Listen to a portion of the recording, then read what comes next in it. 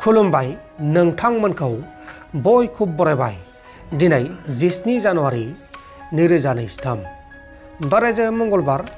फैदो दिननि खौरांफोरखौ बेखेवनोसै। सिराखानायाव गिबि मन्थ्रिनि आगान।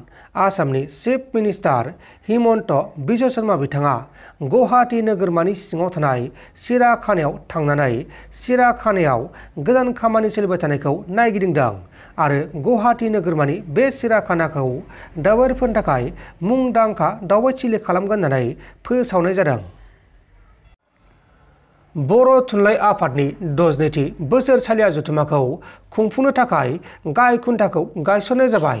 लोगोसे बर' थुनलाइ आफादनि 62थि बोसोरसालिया जथुम्माखौ माखासे जाहोनफोरनि थाखाय 10, 11, 12 आरो 13 फेब्रुवारिनि सोलाय फावसायनानै 23, 24, 25 आरो 26 फेब्रुवारियाव पाटगावनि रानि खालायस्रि फोथाराव खुंनाय जासिगोन।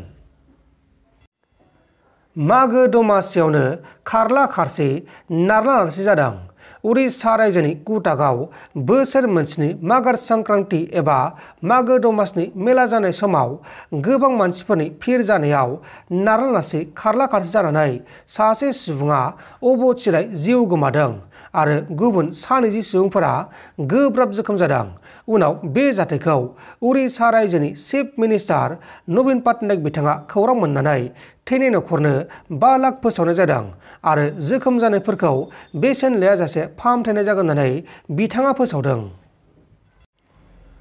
मोसौजों गाग्लोबजानानै गोबां सुबुङा जोखोम जाबाय आरो गोबां सुबुङा थैहां-थैहांबो जादों। तामिलनाडु रायजोनि माथुराइ जिल्लानि सिङाव थानाय आबानियापुराम गामियाव जाल्लाकुट्टु सेलिब्रेशन खालामनाय समाव मोसौनि खेला जानाय समाव मोसौजों गाग्लोबजानानै 19 सुबुङा गोब्राब जोखोम जादों। 19 सुबुंनि गेजेराव 11 सुबुंखौ फाहामसालियाव थिसननांगौ जादों। बे समाव जोखोम जानायफोरखौ फाहामसालियाव फाहामथाय होगासिनो दङ। सासे सिख्लाखौ सौना खारलांबाय। चन्डीगढ़आव सासे 25 बोसोर बैसोनि सिख्लाया गावनि न'नि साखाथियाव लामानि सैमाफोरनो ओंखाम जाबाय थानाय समावनो गंसे SUV गारिया हरखाब सौना गालांनानै खारखोमालांदों आरो बे सिख्लाया गाज्रि रोखोमै गोब्राब जोखोम जादों एबा थैहां-थैहां जादों।